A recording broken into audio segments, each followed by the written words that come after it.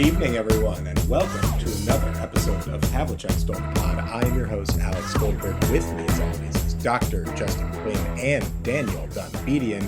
And Yossi Gozlan returns to break down the cap and to do the things that he usually does on Havlicek Stole the Pod. But we're going to change things up just a little bit. We have a very interesting experiment that we're going to run in the latter half of this episode. We're going to have a trial concerning the case of Anfernee Simons. Should he stay on the Boston Celtics or should he be moved at the deadline? A topic of great debate amongst Celtics fans. We're going to hash it out. We're going to do it right here on Havlicek Stole the Pod. And we'll break that down as soon as we get into that portion. Yossi is here to help us with all of that. But for starters, Yossi, how are you? I'm doing well. I've been just plowing ahead, making a lot of content, analyzing the cap, doing my thing. How are you guys? Doing all right. Enjoying your background, particularly at number 34.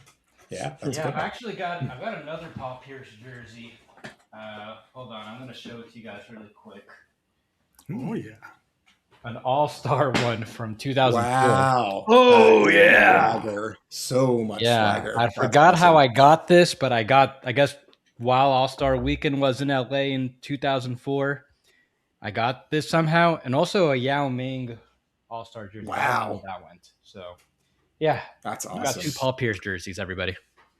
I have a Paul Pierce jersey.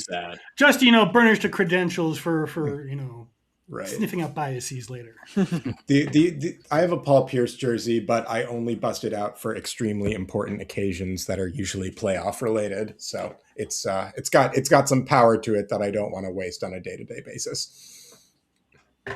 Anyway, let's jump right into it. Also, JQ, Daniel, briefly, what's going on with you guys? Nothing much. Just getting through the cold. It is about to be insanely freezing here in New England over the next week, so not looking forward to that. But was at the game last night. A bit of a late night, but looking forward to our performance, show, trial, whatever you want to call it. Trial. It's a real trial. It has real consequences for everyone. That's why I'm wearing my judge's uniform. Anyway, I got my first ticket here in Mexico. Evidently, you cannot park on the left side of the road here either. Yeah, I've been flirting with danger in the New York City parking spots lately, and it's only a matter of time for me, but we'll see. Anyway, let's get into some news. So since we last recorded, the Boston Celtics have played 4 games. They've won 3 of them. They beat the Miami Heat in their second biggest comeback of the season. It's 9 straight wins against Miami for Boston now. Anfernee Simons, who will be the subject of our discussion later, had 39 points. Then they thumped the Atlanta Hawks 132-106. Absolute beatdown, 82 points at the half for the Celtics. Their offense was absolutely gassed. Hauser fell 1 3-pointer shy of tying the Celtics 3-point record, which appears to be etched in stone for whatever reason. Nobody seems capable of breaking this, despite this probably being the best shooting Celtics team of all time, or at least for these last few weeks, or last few years, mind you. Jaylen Brown had 41. It was light work in Atlanta. That team looks a little unorganized right now. They then went up against the top of the Eastern Conference with the Detroit Pistons. A very close game, extremely gritty, very ugly, lots of fouls, lots of physicality. Jaylen Brown and Cade Cunningham both played some terrific basketball. Jaylen Brown just missed a potential game-winning shot at the buzzer. He got to the spot that he was looking for. The ball went up, it bounced, and it did not ultimately go down. And the Pistons survived a 104-103 loss for the Celtics. Too many turnovers late, but boy, was this a good game. And if this is going to be a playoff series that we encounter, I will be watching every second of this. And then they got right against the Indiana Pacers, 119-104. Pretty comfortable wire-to-wire win. The Celtics crushed in the margins. Keita had 17 points and 5 blocks. It was just another day at the office for Jaylen Brown and company. And so the Celtics have gone 3-4. They remain in the 2 seed in the 3 out of the last 4, rather. They remain in the 2 seed in the Eastern Conference. It's now pretty unlikely that they will get the 1 seed at this point. The Pistons have a 6-game lead, but overall, they're feeling pretty strong at that 2 seed and generally are in a pretty good spot. I think it's fair to say. Are we noticing anything from these games that will provide some bigger context or meat for analysis? Yossi, did you catch any of these games? Oh, can't hear you. You're muted. Yeah. No, I've not watched any of these games recently. Yeah. Fair enough. Justin, Daniel, what did we see in those games? I saw Sam Hauser looking like he can actually be a pretty serviceable starter, which was something that didn't happen the first time around. They tried that this season. He really struggled in that role. He's fully out of his shooting slump, and by a lot. That's probably a little bit of an understatement. And then also, Derek White has become the Celtics' second best center, or at least rim protector, which is pretty cool to watch. Daniel, anything to add in these games? Yeah, Sam Hauser's playing the best basketball of his career, like Justin said. Derek is finally getting a night off in your area tomorrow, Alex, in Brooklyn. He's finally getting a game off from rest, which is good. Badly needed. Yeah, he's been slumping. But overall from this stretch, I feel like we're kind of seeing the same stuff reinforced with this team. Like, they can hang with anybody. They've given the Pistons trouble in 3 out of the 4 games. They beat them in 1. The clutch stuff is somewhat of an issue, especially against better teams like that, and we've seen that already this season. But for the most part, of all these little short stretches, they're winning more than losing, and they're taking care of business against teams like Indy. That Heat comeback was crazy. I mean, Simons at 39 points. This team is just winning more often than not, and I think the 2nd, 3rd seed is probably where they're going to end up.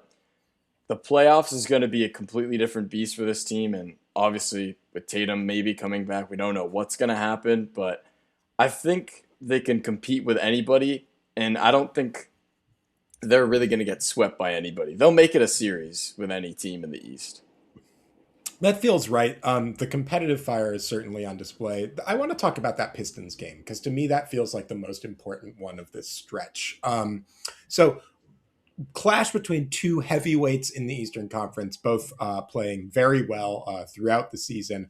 There are some things I noticed in that game that I think are kind of worth talking about. So for starters, and this will dovetail nicely into our discussion later, it does have to be said, Luka Garza was in foul trouble very early in this game.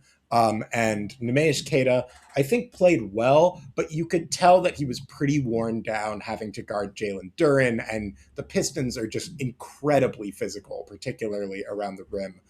Additionally, there were multiple moments where it felt like the Pistons were able to get mismatches with Tobias Harris, posting up smaller players, kind of getting whatever he wanted there.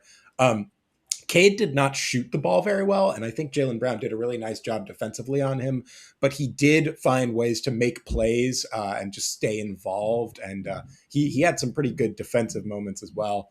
Derek White did not shoot the ball very well at all in this game, and despite Jaylen Brown having a pretty heroic effort, ultimately the offense was just not consistent enough, and I'm curious if this is going to be a broader systemic issue for Boston, because typically the teams that play them the best are ones that are incredibly physical and able to kind of muck the game up and cut off a lot of the oxygen in their half-court offense, which they've been so efficient in. It's just interesting to me to see that paired with some of the stuff that they were able to do on the other end that kind of punished the Celtics mismatches in a way that felt like kind of how the Celtics have played in the past, where they would start going into matchup hunting in a pretty real way. I guess I'm curious, do either of you have thoughts about whether there are any like systemic flaws that we see coming out of that game, or personnel, or is this just variance? I think there's a pretty clear case to be made that, shocker, the Celtics probably need another front court player. Not necessarily a center, but someone who can play center, who is big enough and can at least come up with their own offense on occasion, outside of the post. Yeah, I mean, Xavier Tillman came in against the Pistons, so that's when you know they were kind of desperate. Like you said, Alex, the foul trouble. I do think Tatum will remedy some of this, hopefully. I mean, we still don't fully know what's going to happen with him, but he would have been like the perfect guy to guard Tobias and Yeah. maybe give him some buckets in the clutch too. I do think some of it was variance, though. Like, there were just a lot of 50-50 balls they didn't get that ultimately doomed them. Like, Duncan Robinson, I don't know if you saw that play. He threw the ball behind his head, just chucked it up, and it went right to the Pistons, and then they scored a three on that possession, I think. That was just a backbreaker, and little Yeah. plays like that kind of hurt them. So it was a little variance, but maybe Tatum can fix some of the systemic issues. It does feel like that's pretty accurate assessment, Daniel. I think you've got a lot there. I think the one thing that I do keep coming back to is just like, if you can't find a way to impose your will and force Jalen Duren or Isaiah Stewart to kind of be on their heels rather than controlling the pace of the game, then this is not going to be a fun matchup. As good as Cade has played, to me, the X factor in this series is going to come down to Pistons front court versus Celtics front court. And they kind of, in these matchups with Detroit, for the most part, it seems like the Pistons front court has kind of asserted their will. If Boston wants to ultimately win this matchup in the playoffs, it feels like they're going to have to, as cliche as it sounds, kind of control that aspect of the game more so than anything and put Stewart and Duren on their heels rather than being on the receiving end. Oh, Jason good luck Tatum, with that, but yeah. yeah, Jason Tatum certainly could help with that. And to that point, he had a very public and interesting workout for about 40 minutes in front of, every relevant reporter in Boston, for the most part. Bill Simmons has been not so much implying as outright saying that Jason Tatum is going to come back this year. So listen, it's been a lot of smoke for basically the whole season. JQ, do you think this is happening? Are we getting Jason Tatum back in a Celtics uniform playing NBA basketball this year? And if so, when would you hazard a guess that that's going to happen? So to answer the first part of that question, I think that it's not really going to be a question of if he is going to come back. I think he's going to come back. I think the question is, what kind of a player is he going to be when he comes back? Is he going to be a player who can be on the floor and defend a little bit and maybe give a little bit of help offensively, but is somewhat limited either psychologically, physically, or both? Or is he going to be something closer to the player we know, and therefore more of an impactful player that could change the course of the Celtics season? And I really don't think anyone has any idea other than maybe the Celtics training staff, right? And then the second part, I think it's going to be pretty soon, but with enough time, presumably, if he is able to contribute meaningfully, I would guess probably maybe the Knicks game on February 8th could be an option. But I think there's some other options out there that we might want to talk about too. Daniel, what do you think? Give us a day, give us a game. When is Jason Tatum coming back? Yeah, I was thinking early March, and I see the March 1st game against Philly, rivalry. That was their first game of the season, too. I think that is a possibility. I still would assume it'd be after the All-Star break. I mean, I feel like that's just a built-in recovery period for him right there, Yeah. where it might be weird to, like, play, have a break, then play again, rather than just play after the break. I don't know.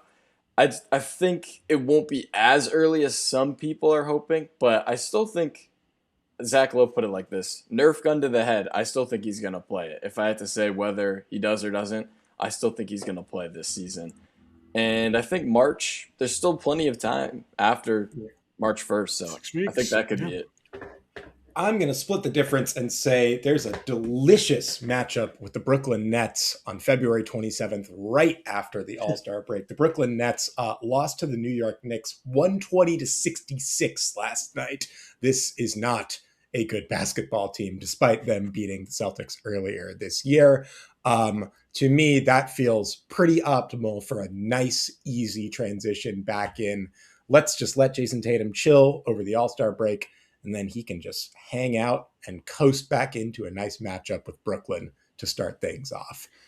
He is still number 8 in jersey sales, and the Boston Celtics are number 6 overall in jersey sales. Guys, we got to get that up. Wait, so Tatum might come back from in just 8 months in total? That's what people are speculating. 8 months is the shortest reasonable recovery time, according to most NBA doctors, for an Achilles tear. The workouts are adding a lot of smoke. And I don't know. I mean, I know Bill Simmons is like sometimes got some questionable takes. He is fairly tapped into Celtic stuff, I will say. Himmelsbeck was talking about it. And if Himmelsbeck is talking about it, then there's a reason why he was talking about it. So I'm pretty sure that it's the intention. Yeah. There could be a setback. There can always be a setback. Sure feels like he's playing this year. Whether he's going to be... Yeah, go ahead. Just between this and Fred VanVleet potentially coming back, both within a year of ACL, I know in some other sports, quicker than a year recovery can happen. I think in the NBA it's happened before, but like way in the past, this is definitely going against the trend where since KD at least tore his Achilles, teams are trying to rest their guys, have them recover for like a year plus. So maybe it's more so those longer recoveries were for maybe they weren't necessarily needed that long. That's what I'm starting to wonder. Not that it's better or worse, but we've had guests on that have said as much that I won't say are necessarily themselves qualified, but have been in conversation with people who have talked about that being the case. So I think you're right about that. Seems like maybe like a change of attitude on it, more so than anything. It should also be said that by all accounts, surgical techniques have improved in a pretty short amount of time on this matter. And also that Jason Tatum is 26, whereas Kevin Durant, for example, was 30. And that is a substantial difference when it comes to recovery for, athletes at the highest possible level. There's meaningful data on that. So we can't necessarily say for certain, but there's a lot of smoke that suggests that Jason Tatum will be playing basketball this year. JQ, you recently had a fun interview in Mexico City. You want to tell us a little bit more about this? It's more Celtics adjacent than specifically Celtics related, but I talked to Vitor Galvani, the head coach of the Capitanes. He is a big aficionado of also borrowing from football or soccer, or whatever you want to call it. And he had some pretty interesting opinions about Hugo Gonzalez and youth basketball, youth leagues in basketball, maybe becoming something in the NBA in the future as well. Maybe I'll put that out on our channel as a video for us to listen to / watch later on this week. But if you have not already done so, check out the articles. There's a lot of cool stuff in there. These two coaches, they are very different people, but there's things about him that very strongly remind me of Joe Mazzulla as well. Interesting stuff. I'll check it out later. Jaylen Brown has been named an Eastern Conference All-Star starter for the first time in his career, along with Cade Cunningham, Giannis Antetokounmpo, Tyrese Halliburton, and Jalen Brunson. It has to be said, I am still confused about what the All-Star game is going to look like this year. I don't know what that's going to be, but congratulations to Jaylen Brown for being named an All-Star starter for whatever that looks like. It's deserving. He's had an outstanding season. Do we think the starting five for the East is correct? Are there any folks that we would swap out here? I saw it and I was a fan pretty much. I don't think there's too much controversy about that. The West is a bit of a different story. I saw some of Anthony Edwards' numbers, and then some people are comparing it to Curry. It's positionless now, so that's important. But I think the West is a little more controversial. Yeah, the omission of a certain player whose jersey is immediately behind Yossi's head, I think, is definitely notable. A sign of the times, if you will. Yes, it sure is. I mean, listen, LeBron James is going to be in the All-Star game. I think that's a virtual certainty at this point, but he is not going to make the All-Star game as a starter. I don't think it's possible at this point for him to reasonably be considered an All-NBA guy. LeBron James is unquestionably one of the greatest players of all time. At absolute worst, he's number 2 in my book. And listen, that guy's not young. And at a certain point, the reality is what the reality is for LeBron. Time does indeed come for us all. And time came for Jimmy Butler's ACL recently in a particularly rough Brutal injury for the segue. Golden State Warriors. That was a rough segue. But Jimmy Butler is out for the rest of the year. The Golden State Warriors are not having a good time as a result. Jonathan Kuminga, the situation is ongoing. I think we got to leave it at that. So with that in mind, first off, I'll say I don't really know if this makes the Warriors buyers or sellers, to be honest. I think you could probably see an argument both ways. I would guess they're more likely going to be sellers, but that's just me. It doesn't strike me as there being an obvious move out there that would immediately elevate them to being an upper echelon West team. So with that in mind, does this change anything for the Celtics at the deadline? Are there players on the Warriors, such as, I don't know, maybe combo power forward center with veteran experience and switchability that might, ping up some signals for Boston here? Buyout candidate, maybe? Buyout could be. Daniel, if he came thoughts? back, that would just be hilarious. But I mean, real weird. Twice burned, twice shy. Yeah, I don't think that's gonna happen. But I don't either. I feel like this Warriors experiment going wrong was just the most obvious thing ever. We were saying it preseason. They're putting up all these older guys and asking them to keep up with an 82-game schedule, and they've been load managing some of them too, and it clearly hasn't really helped. They're like Curry, Butler, Al, Draymond. They're all just a bit over the hill. Curry, his shooting makes him still like elite, but the other guys, like, it's almost time. It's pretty sad, especially for Jimmy. I mean, what is he, like 36 or something? 36, yeah. That's tough. It's interesting on our most recent Third Apron podcast episode, Sam brought up in case the Warriors wanted to blow it up about Draymond to the Celtics potentially. Would that interest any of you guys? That would disgust me, not gonna lie. Here's the thing. They do need front court depth. Draymond Green is a very smart and talented player. To me, he makes too much money to make that work. And there's a world in which Joe Mazzulla and Draymond operate at the same resonant frequency. And some alchemy happens there that revitalizes Draymond at kind of the tail end of his career. I could see it working. I just don't think that Boston should give up the assets that Golden State would likely want in return, is what it comes down to. That's really the thing for me. I do see the fit, but let's just say I like it better than maybe some of the things we might be talking about that could happen later.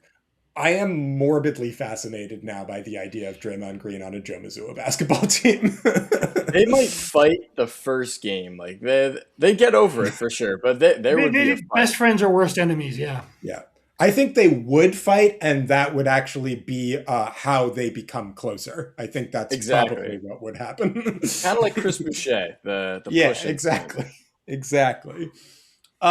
We should talk about one more big trade candidate before we move into the next segment. The biggest trade candidate, arguably, Giannis Antetokounmpo, and the ambiguity around him. So the Bucks are in a tailspin. Things are not going well in Milwaukee. They continue to lose games. They're losing to teams that are quite bad, and they're losing to teams that are quite good. They're losing to everybody, and they're losing by a lot. Giannis is getting the Bucks, rather not Giannis specifically, but the Bucks are getting booed by their home fans.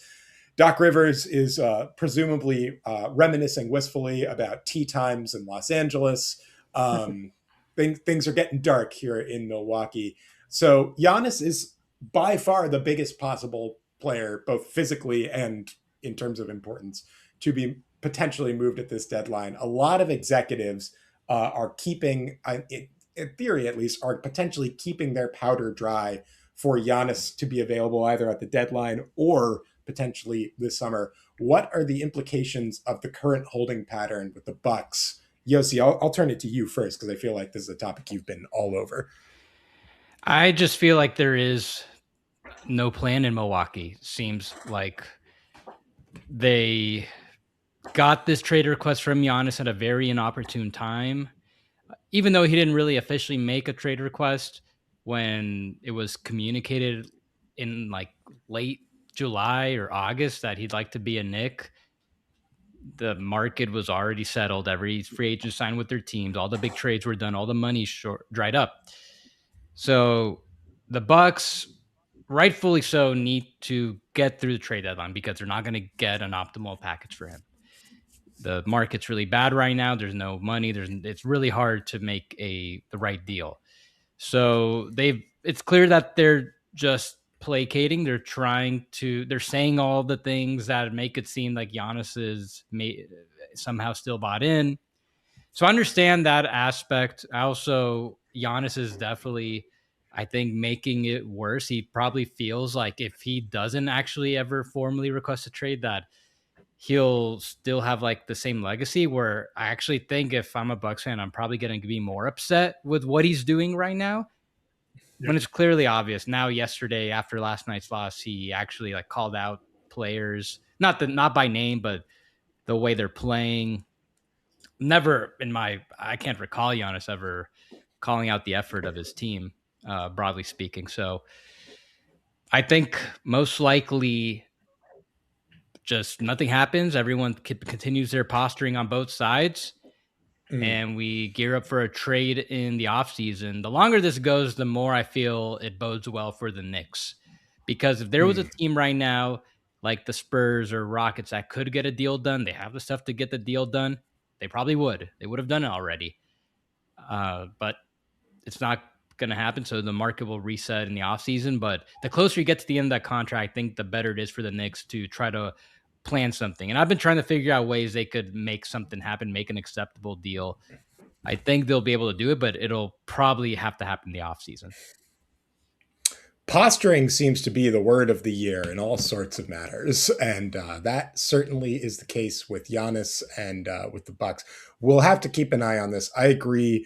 It's going to be almost impossible to make this thing happen at the deadline, but does have to be said, Luka Doncic did get traded at the deadline, or slightly before the deadline last year. So anything is possible if someone wants to go full Nico Harrison mode.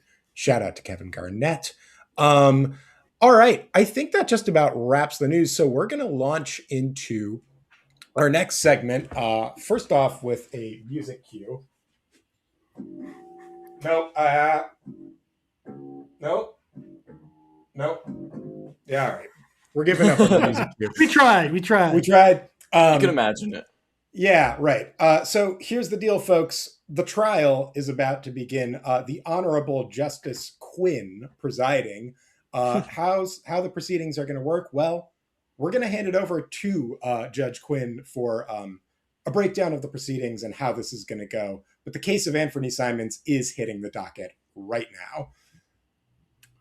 So basically, the plaintiffs here are going to be Yossi Gozlan and Alex Goldberg, who will first each argue their case for their vision using a specific player or players that they have in mind. Either plaintiff can object with a one-sentence objection that I will either sustain, as in shut up, or overrule, as in, okay, what do you have here? In terms of the line of logic that's being questioned, do not overuse this or I will be angry and do judgy things. I don't know what that is exactly, but I'll figure it out in a moment. And the jury then deliberates a few seconds before giving their verdict, followed by myself delivering the sentence. I have no idea what that's going to be. I'll try to make it fit the crime. So as I understand it, Yossi is going to go first, make the case for trading a particular player. Then Alex will do something similar. So let's jump right in. Yossi, the floor is yours. One quick moment. We should, of course... Objection. The floor is mine. We should, of course, acknowledge our jury, Daniel, who will be making the final decision on this. But proceed, counselor. All right. So, as many of you should know or should know by now, the Celtics have a interesting financial I don't know if a dilemma is the right word or problem, but more so a decision to make. When they did all their trades, essentially giving away Kristaps Porzingis, and what they got for him, they turned that into nothing. And they traded Jrue Holiday for Anfernee Simons. They saved a bunch of money, like I want to say it was like $250 million just between those. But those trades weren't about really the money. It wasn't about the owner's pocketbook, at least not this year. The move was, and there is a second apron stuff. They got below the second apron. Okay, they were above it last year. They want to stay below it in future years so they don't jeopardize a future draft pick. But the Celtics, they've shown a willingness to spend in the past 3 years. Obviously, now there's a new owner, but he did spend a lot of money to get the team. I'm going to assume that there is going to be a similar willingness to spend in future years. Right now, the Celtics are in the repeater tax because they were taxpayers in 3 straight years. Right now, while they have blasted through their expectations and could potentially very, very strong chance they make it at least to the conference finals, maybe to the finals. You could internally, they could be thinking, this team is not as strong as it's gonna eventually be. We're going to fortify it more as years goes on, and we reset our cap sheet. Maybe we duck the tax not only this year but next year, because then from 2027 to 2030 they would be out of the repeater tax with a runway to spend as much as reasonably possible, be back in the tax, have a very deep, expensive team, but not with the added multipliers of being a repeater team. So let's say that is the objective by ownership, get under the tax this year. There's a couple ways that it can happen. Mainly 2, so I'll keep it simple.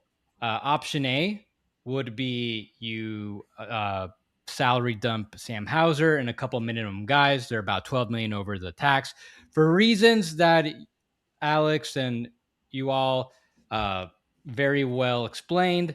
Sam Hauser shooting really well.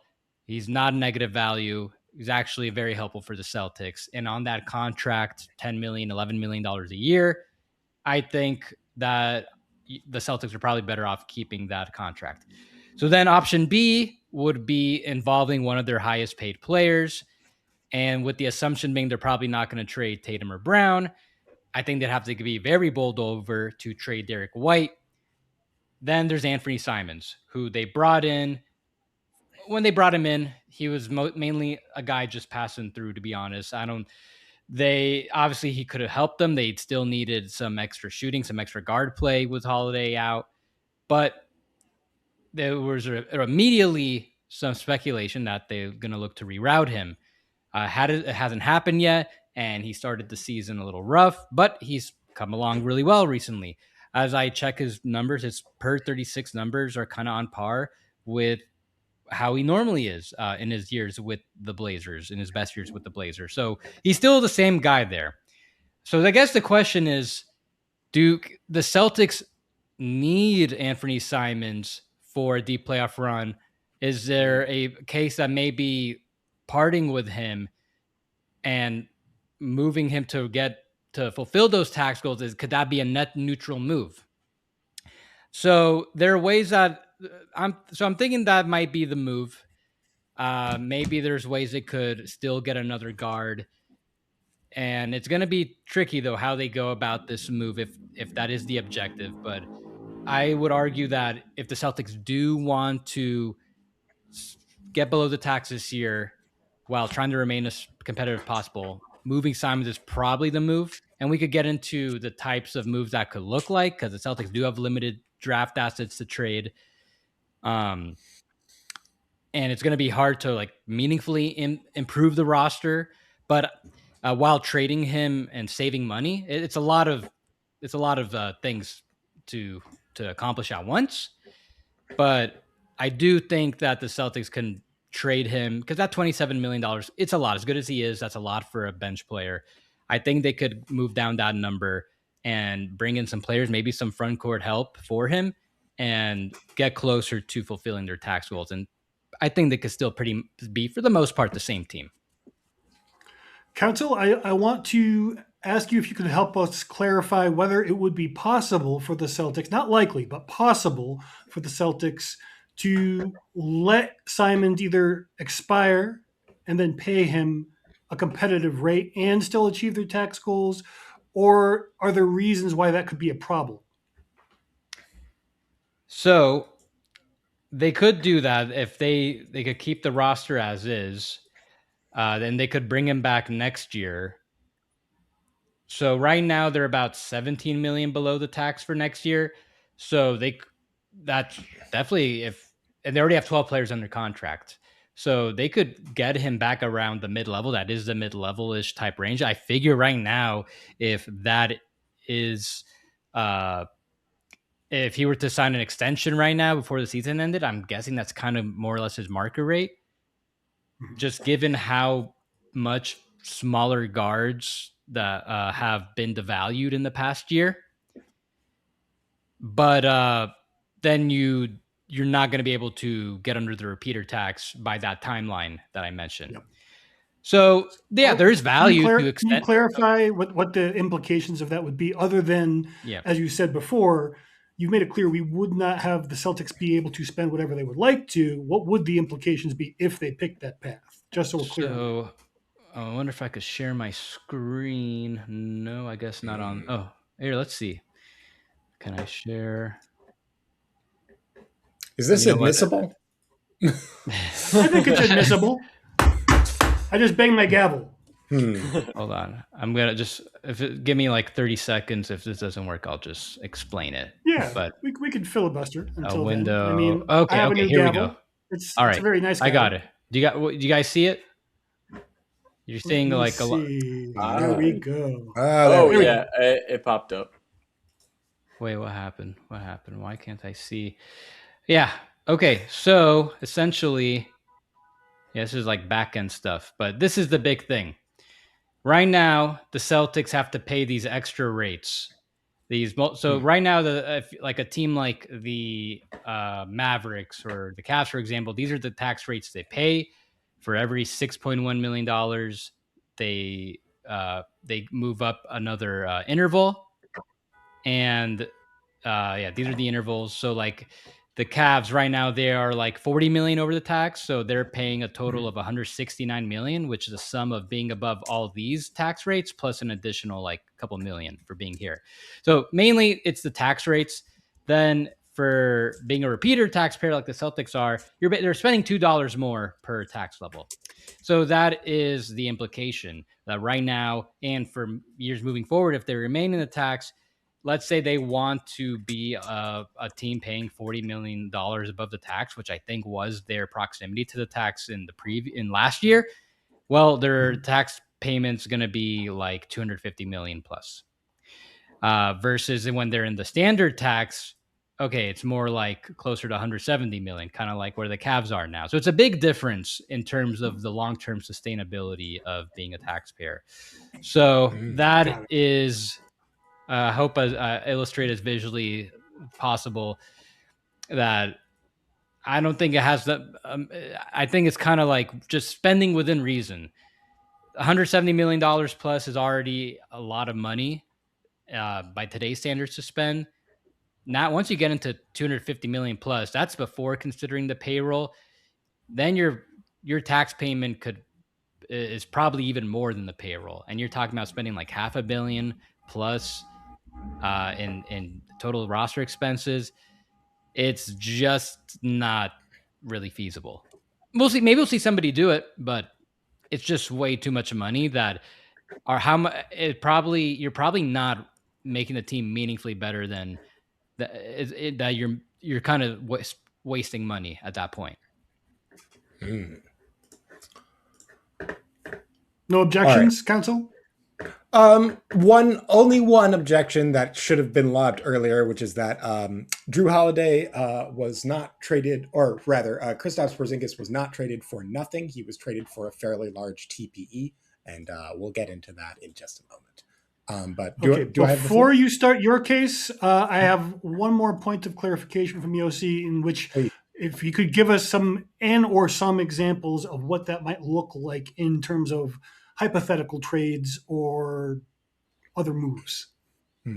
Okay, so you want me to give out a hypothetical? Sure. Okay, so the first thing you might want to look at are the Brooklyn Nets, obviously. If there's any cooperation you can do with them, they're the one team with cap space right now. They can do an inbounds trade where they take on an extra $15 million. So, as an example, one very trendy framework I've seen people float around for like the past 6 months is why not do like Anfernee Simons for Terrence Mann straight up? Terrence Mann, not the biggest fan of him. Maybe he could be useful for the Celtics.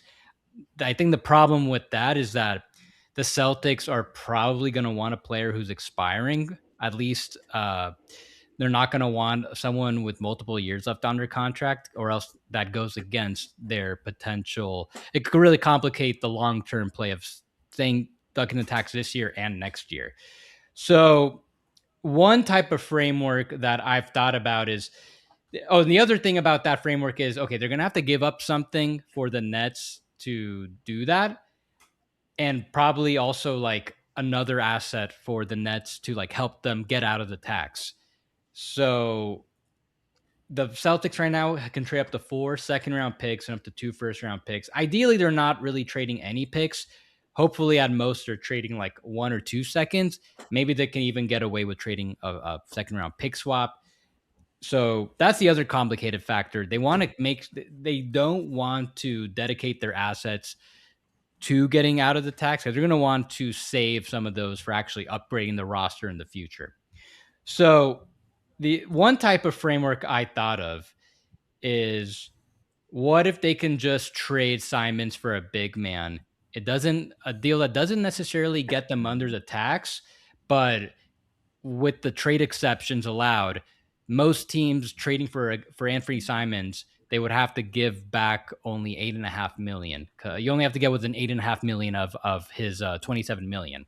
So one type of framework that exactly is an exact salary match that I came up with was, what if they traded Simons and maybe a second round pick to Utah for Yusuf Nurkic? His 19.375. I object. Wait a minute. I can't object. I object. He's washed. Sustained. So just as an example, you that's a perfect salary match for the Jazz. It's like $8.5 million exactly for Simons, and they can even expand the deal a little more, where let's say Boston also has him take back a minimum salary, like Chris Boucher, who's not really factoring in any. I don't think he's been playing anymore at all, has he? Not for weeks, no. Nope. So hypothetically, if they do Simons for Nurkic and either Tillman or Boucher, and they do it on the trade deadline, you get down to 13 players and you're like $1.2 million below the tax. And then you only have to do one more small move to get under the tax, whether that's the other minimum guy like Boucher or the other of Tillman or Boucher, that does it. And then you have enough space below the tax where you can backfill the roster later and stay under the tax. You have to get back to 14 players later. So that's just one example of something I could see the Celtics maybe accepting, a trade down. You're not significantly getting off of Simon's money, but you save just enough where you're within reach of ducking the tax, and the guy's still expiring. So you can see if look, Nurkic has played well enough where he's helped boost Utah from like a bottom tier team to like kind of feisty. Maybe they would have made the play-in had they not started doing their shenanigans and sitting, like they gave him just 3 DNP-CDs in a row. Everybody has a cold right now. Yeah. Everyone. The whole damn team. But I'll be honest, he's not like, just because he's helping Utah that much doesn't mean that's going to translate to helping the Celtics. Because helping a team go from the bottom tier to like play-in range is not the same as helping a playoff contender like the Celtics ascend to like being a true title contender or something like that. But at the same time, I do feel like it is still sort of a net neutral-ish move in the aggregate, where, okay, you are losing something as Simons, but if you can find another guard, and then, that's just more, it's easier said than done, but maybe they could find another guard just making way less, and then to have Nurkic, who as with his warts and all, would be their second best center objectively and more viable for a playoff run than everyone other than Keita. It's something. So it's not a perfect fit at all. So he's not the perfect big man to bring in by any means, but they might not have their choosing of big man. Like I know they want Zubats. I know they'll want Gafford, but it's going to cost them something. So if they might just have to get like a body who could maybe Mazzulla can get a lot more out of him than it seems. I wouldn't expect it, but you never know. So that's my things that happen. All right, Counsel Alex, your floor time is here. Thank you so much, Honorable Justice Quinn. I have heard the opposing counsel's arguments, and while many of it is well-reasoned and takes much into consideration, the reality is that it is wrong. We are going to start with the following portion of the case for keeping Anfernee Simons in green past the trade deadline. For starters, let's turn to the stats. 14 points per game, 2.4 assists, and 2.4 rebounds on roughly 24 minutes per game. Perfectly good for a six-man, except he's also shooting 40% from three. If you, for example, bump his minutes up to a per 36 average, he's averaging 20 points per game.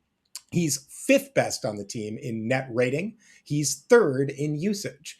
Of all of the five best lineups that the Boston Celtics have fielded this year, Anfernee Simons is in three of them, according to net rating. He is a top 25 shooter in the league per 75 possessions. And perhaps most notably, the other night, he had 39 points in a comeback win against the Miami Heat. Anfernee Simons is playing very good basketball, both in terms of his day-to-day performance and his overall. Counsel, could you clarify if he also had a block and a steal in that game? He sure did, Justice Quinn, rather. Some additional context there. So in order to understand the value of a player, stats are helpful. Individual performance is helpful. But what matters most? Basketball is ultimately a team sport, and team context ultimately matters a great deal. In the case of Anfernee Simons, many have assumed that Anfernee Simons is a ball hog, a shot chucker. These are accusations that have been thrown at my client rather spuriously, I would argue. But let's look at the facts. For starters, on the Boston Celtics bench, are there any above average creators outside of Anfernee Simons? Sam Hauser, a perfectly good catch and shoot option, particularly no longer on the bench.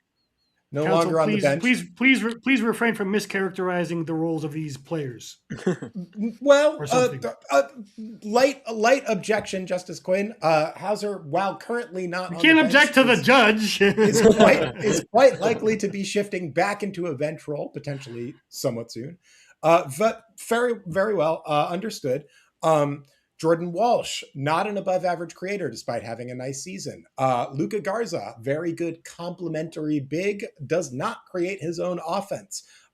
Hugo Gonzalez, defensive and rebounding specialist, can give you some offense, is not an above-average creator. So where then should Joe Mazzulla turn if he wants to find someone to create a shot on this bench unit? Well, I would point you to none other than my client, Anfernee Simons, who is the only above average creator on this bench, either for his shot or for someone else.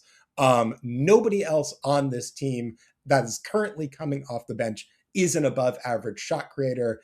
And while there might be some changes to this team heading into the deadline and beyond, it is unlikely that they're going to necessarily find that player at the trade deadline or elsewhere. Yes. Could you clarify, would Jason Tatum be coming off the bench? Jason Tatum, in my conception, would likely not be coming on the bench, but he would have a slightly limited minutes restriction, I would imagine, that could cause his role to shift around and would still provide an immense opportunity for my client to carry the load offensively in bench-heavy units, particularly with that minutes restriction. While it would shift some responsibility, no doubt, to talented players like Peyton Pritchard and Derek White, The fact remains, bench scoring will still be a need for this team, whether Jason Tatum is playing for them or not, almost certainly. The assumption is that, for example, a Peyton Pritchard might move back to the bench. That, I would argue, is incorrect. Peyton Pritchard has established himself as a starting point guard. If Jason Tatum returns, in all likelihood, the Sam Hauser, Jordan Walsh spot of forward X will be the spot that he takes. This means that yet another sub-average creator will likely be moving into those bench units. And while personnel is always shifting around and rotations do shorten in the playoffs, that shot creation also becomes a premium in the playoffs. There will be a team need for bench scoring and creation. Again, regarding Jason Tatum, while I am thrilled about the possibility that he will be returning, the likelihood that he will simply be ready to plug in for 30 minutes a game of high usage offense is frankly unrealistic. I just don't see that as a realistic pathway forward for a guy coming off of an Achilles injury. He will likely return in a complementary role. There will need to be other scoring options around him, particularly with Derek White slumping, Jaylen Brown still receiving double teams, Peyton Pritchard having a good season, but not able to single-handedly carry an offense by himself in terms of pure creation. There is still going to be a need. The idea that my client will not have a playoff role is far-fetched. Even if he does get targeted defensively, they will need his shooting, they will need the creation, they will need the spacing for bench lineups. In late game situations where they need to spread the floor, he is a valuable shot creation option, particularly if they need a little more size than Peyton Pritchard, for example. And despite his defensive limitations, Joe Mazzulla, for the most part, has trusted him to hold up this season, and he's largely been okay despite a few games in limited minutes. Anfernee Simons, while not playing starting point guard for this team, has held up reasonably well on the defensive end. Let's turn now to the contract. He's currently making $27,678,571 this year, and then his contract expires at the end. The Celtics, while there is talk that the Celtics will likely try to dodge the repeater tax, and I grant you there is reason for that being the case, I would argue the following. Bill Chisholm didn't buy the Celtics to save money, and he didn't buy the Celtics to make a profit. He bought the Celtics because he wants to own a team that wins basketball games and wins championships. Do the Celtics would the Celtics benefit from dodging the tax this year? Quite possibly. Do they need to dodge the tax this year? Absolutely not. Yes. Could you clarify as to whether Mr. Chisholm has been on public record as to his plans with this team in terms of spending? I'm so glad you asked. Mr. Chisholm has been on the record as being willing to pay for a contender. If that is the case, then logically it would follow that if, say, a team that is currently occupying the number 2 seed in a weakened Eastern Conference has a reasonable shot to make the NBA Finals, fits the bill of contender, why then would Mr. Chisholm not pay for exactly that? The Boston Celtics are a contender right now. And if they are a contender, with Jason Tatum coming back at the 2 seed, holding on to that in a, again, weakened Eastern Conference. Could you clarify your definition of a contender, Counsel? A contender is a team that makes the NBA Finals and has a chance to win it. And if that is the case, the Boston Celtics have a very decent shot to make the NBA Finals. I could see the jury. I will instruct the jury to use your own interpretation of what a contender is when making your deliberations. But I wanted to hear his as well. Thank you. Fair enough. Continue. Thank you. I appreciate the floor. On top of that, should you desperately need to dodge the tax, as the opposing counsel has laid out, there are other means to do so either now or in the future. For example, you could simply let Anfernee Simons walk into free agency and not pay him this offseason, and then trade other pieces on the roster in order to get under that tax apron heading into this offseason. There are many. Yes. Could you clarify, are there any instruments that the Celtics could use then to re-add salary to their cap space in order to prevent them from losing that possibility in the future? I'm so glad you asked. As I mentioned before, based on my previous objection, the Boston Celtics acquired numerous traded player exceptions over this offseason in trading Kristaps Porzingis and various other players. They have players on their roster in Chris Boucher and Xavier Tillman and potentially one of their young wings like a Josh Minot or a Baylor Shireman that while they don't bring back immense salary value, would allow them to make a lopsided salary deal with exactly a team like the Brooklyn Nets, which opposing counsel so eloquently laid out in his argument. I would counter that you do not need to trade Anfernee Simons to get under the tax. You can simply let him walk in free agency and still find additional ways to get under that tax by trading additional players on this roster in a lopsided trade. Yes. I would like to confer with Counsel Gozlan briefly. Just what is the worst case scenario you can envision for choosing such a path? No. First, I got to clarify. Okay, first I'll say this is a wonderful case. Great points. But I do need to clarify that as far as like the duck taxing maneuver, they need to get under it by the February trade deadline to get out of the repeater tax by 2027. So they could potentially stay over it this year for the reasons you laid out. But then they are delaying this by like another year. Tatum and Brown, so we're talking about already trying to extend Tatum and Brown's primes, where by 2030 Brown would be 33, Tatum would be 32. Like this is the realistic high end of their prime. Okay, if you want, you can argue that maybe you just kick it one more year because of the current situation the Celtics are in. That works. What was the exact question you had for me? Just at the worst case scenario for taking the path that counsel you just kick laying out for us. You either don't do this tax saving, this repeater tax dodging at all, or you kick it off by another year. But they would, if they don't do this, then they could run into issues like 2-3 years from now, where maybe 27, 28, maybe they have a chance to go after somebody that can really be a massive game changer for them.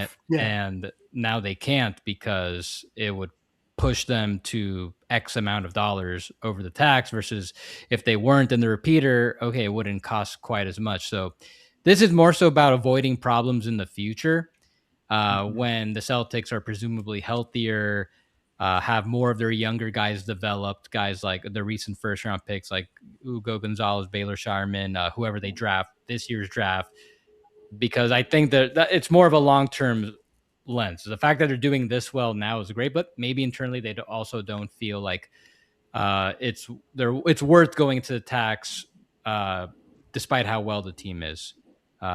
Counsel, do you have any suspicions that whatever the Celtics do this season, might not be enough to truly contend as in win a title? What's your opinion on what you think is reasonable for the Celtics to do this season at the deadline? Is there a chance that there's a move out there that could put them in your opinion, as a true title contender? Point of order, which counsel are we referring to here? I'm speaking to Counsel Gozlan party. Oh, okay. Sorry. Okay. So I want the same question answered. You're asking me my opinion, Counsel Goldberg. You're asking my opinion. In your view, what would you, if Nerf gun to your head? In my view, I think the Celtics could make the finals. I have a very hard time. And a lot of it is the uncertainty with Tatum, because even when he comes back, how will he look like? How long will it take for him to get back in the form? Will he get back into the form that he, or at least close to it, within the same season? It's a lot of question marks. So I think they can make the finals with the team as is. Some things break right against the Knicks or Pistons. I think the Celtics can make the finals as they are. But once they get there, I'm skeptical they'll really have much of a shot, not only against the Thunder, but some of the other teams in the West. So your perspective on the same, Counsel Goldberg. My perspective on the same. I'm so glad you asked. Well, I'm trying to interrupt you like a real judge would. Sorry. It should of course be noted that again, if the issue at hand is that the Boston Celtics need a front court player, they can acquire that front court player without trading Anfernee Simons. It doesn't necessarily have to be a starting level front court player. There are many candidates out there, such as, I don't know, a Goga Bitadze, a Robert Williams, a Kayvon Looney, a Bobby Portis, an Obi Toppin. Hell, you could get crazy and bring in a Day'Ron Sharp if you can find a deal there. These are all potential candidates that would bolster the existing front court rotation, at least somewhat. But perhaps the most important bolstering of their front court is that they're bringing back a first-team All-NBA player who, even if he is at 60% of his usual capabilities, will still absorb significant minutes and play a valuable role on a team that is already the 2 seed. Again, I repeat, the 2 seed in a weakened Eastern Conference. So ultimately, I do think that this comes back to the argument of, are the Boston Celtics a contender or not? If they are a contender, as I would argue they are based on their record, their number one offense in the league, the fact that they keep blowing these teams out, the fact that Jason Tatum is coming back and that they can still acquire valuable, talented players that can bolster their front court without trading Anfernee Simons, then I would argue that keeping that consistency is valuable to maintaining their status as a contender, and that virtually, purely by making the finals, something that I would argue they certainly can do, they are de facto contenders because anything can happen in the NBA Finals. We have seen situations where heavy title favorites, such as last year's Boston Celtics, went down in flames in round 2 due to fatigue, injuries, what have you. We don't know who is coming out of the Western Conference, despite the fact that the Oklahoma City Thunder and San Antonio Spurs look as good as they do. We just don't know. And if that's the case, with all that uncertainty, and with the relative certainty that the Boston Celtics, as currently existing, have avenues to become a contender in the Eastern Conference right now, if they stay healthy, knowing that the punishment, so to speak, for that is kicking the can down the road a year or two and then having to deal with tax problems later, while Jason Tatum and Jaylen Brown could very well be in their primes in the next 2 to 3 years. Jaylen Brown certainly looks like he is. One has to wonder, is the course of action logical to deal Anfernee Simons now, shake up that contender even more, and invite more uncertainty into a season that has already gone so well? I would argue no. My closing argument, Anfernee Simons should remain on the Celtics. You don't play basketball to have a nice luxury tax bill. You don't play basketball to worry about future picks. You play basketball to win titles. You play basketball to win titles when you have a shot at them. This team has a shot. I rest my case. Counsel Gozlan, your closing argument. Well, I think there's still a lot more to discuss because the aspect that we didn't even touch on, which would change, that could change everything, is that there are other players the Celtics could get to replace Simons who play a similar role that make far less. As good as Simons is, again, like we don't have to get into the exact value of him, but despite everything, he's objectively not a $27 million player. We already discussed what his market would be. So I think there Counsel, are... I would like you to clarify. I recently heard the esteemed Sam Vecini suggest that Cam Spencer, for example, could be a player a team could offer a first-round pick for to get a cost-controlled guard onto the team. Are you suggesting that there's some kind of a trade out there, multi-team, or something like that could end up coming back for a team that might perhaps want to get off Simons' salary just as a salary dump to clear some salary or some other construction? Maybe they like him. I'm saying that I think the Celtics can trade Simons and try to get a guard who might not be quite as good as him, but at a fraction of the cost can keep the Celtics right where they are. So one name that seems attainable, that I think would actually make a good deal of sense for the Celtics. What if they can get a guy like Ayo Dosunmu in a deal that sends out Anfernee Simons? Ayo Dosunmu, expiring contract, makes $7.5 million. He's a combo guard, can facilitate a lot. But he's also not quite at the volume of Anfernee Simons, who's shooting 6.5 per game at 40% this year so far. And I'm sure that's a little higher recently. I haven't checked, but I'm sure like recently he's been shooting even better than that. Dosunmu's having quite a career year shooting the ball. I've had 4 attempts per game, about 46%. So also a little more defensive chop. So I don't know what that trade would look like, but just as a hypothetical, when I was saying earlier, you could try to replace Simons with a guard making a lot less. There's just like one example that really comes to mind for me. Maybe there's something with the Bulls where what if they can get like Jalen Smith as well? Just two guys making below $10 million each. You bring in 2 guys for Simons's $27 million, and then there you go. You get your cake and eat it too. So I would I'd like agree to point with out that your co-host actually proposed exactly that trade when he came on the podcast. You should go back and listen to it. He's got a lot of good ideas. Okay. So I think there are ways that the Celtics can fulfill all their goals and remain just as competitive. Maybe get even better. All right, Jury, this is your time to deliberate. Walk us through what you heard and how it's shaping your thinking before delivering your verdict.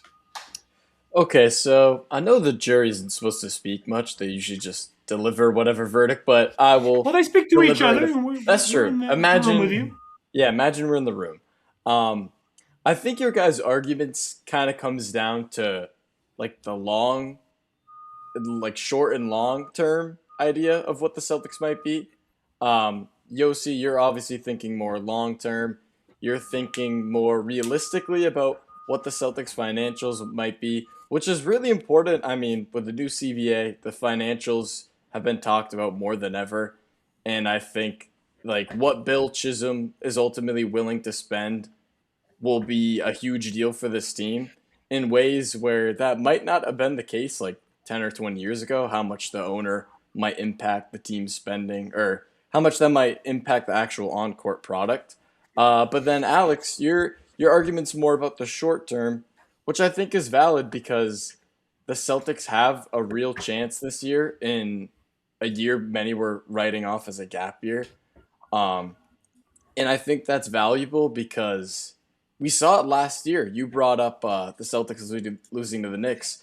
I thought about the Pacers losing to the Thunder in Game 7. I mean, that is a series everybody pretty much assumed the Thunder would roll. And the Pacers, if Haliburton doesn't get hurt, maybe they shock the world and win the title that year. Could the Celtics have a similar path? Maybe they make a surprising run to the finals. They end up with a good matchup, or somehow they overcome whatever opponent they would play. Maybe the Thunder, who would obviously be favored, but 7-game series, who knows? A lot can happen. A lot is left up to chance.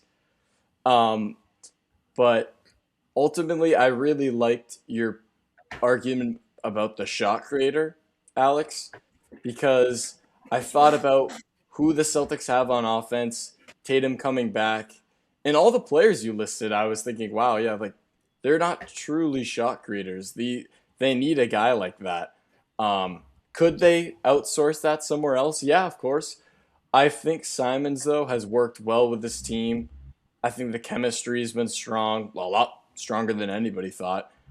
Simons did have some growing pains, and I don't think moving him for Nurkic would be the move. I do like what Yossi said about Io, though. That is an intriguing idea as well. But ultimately, I think I'll say that I favor the idea of kicking the can down the road, and we'll see what happens with Simons with that expiring contract, but I don't think we should trade him before this deadline. Now, I will admit, is this possibly short-sighted, given all the financial impacts Yossi laid out? Yeah, I think that's fair to say. But you just have to sort of trust that the Celtics have a good shot this year, and that Bill Chisholm will kind of pony up when the time comes. or maybe they'll be willing to make some moves in the offseason as well and just eat the tax for the time being. But I think both arguments were well made. I just think Simons could help this team in the present. I sentence us to not having a clue what's actually going to happen, but this was a really good way to kind of game through all the different angles that are going into the thinking here. And I firmly suspect that whatever ends up happening, it's going to involve someone doing something that we've just not been talking about at all. So, verdict, it's not my money. Why should I care? I think that is indeed the verdict. And that's well argued, counselor. I think we really hashed this out. We got some good stuff out of this. So we'll close with this verdict rendered. And if you have additional thoughts, good news, we're, I think, going to make the trials recurring for various issues of debate going forward. Yossi, thank you so much for joining us. Where can we find your work here? You guys can find my work on Third Apron. That is my Substack. That is my podcast. You can see it in all podcast, hear it in all podcast providers. Please subscribe to the Substack, and you can follow me on Twitter, Blue Sky, for instant salary cap analysis. Now's the best time of year to follow me. Even put me on notifications. I'll have all sorts of instant breakdowns whenever trades happen. JQ, Justice Quinn, where can we find your work? Hopefully not in a court of law, but usually that Celtics Wire place or wherever you're hearing this or watching it. And the honorable member of the jury, Daniel Donabedian, where can we find your work? Yeah, same thing as Justin, right here, Celtics Wire. Look me up on Clutch Points or just Google my name and it'll come up. Fabulous. You can find my work, listening to this podcast, following me on Blue Sky or Instagram, or if you like music, you can listen to Divine Sweater on every streaming platform. Should we close with something to remember, something to forget, and get out of here? Sure. Justin, kick us off. Well, it's been a pretty crazy week, and I usually touch on the heavy stuff, but if you can choose love over hate, when whatever we're talking about, I think you know what I'm talking about. Choose love. Let's remember that. Daniel. Yeah, I'll remember the fact that Jaylen Brown had a career high for free throws in the first half against the Hawks. Then he had one shy of his career high for free throws in the first half last night against the Pacers since the fine. Maybe there's a correlation there. We don't know. And then I'll also throw in something to forget. I'll forget any of the collusion that may have occurred during this trial against Counsel Gozlan. I think there is something going behind the scenes. I don't know. But in all fairness... Are you suggesting this is a kangaroo court? Perhaps.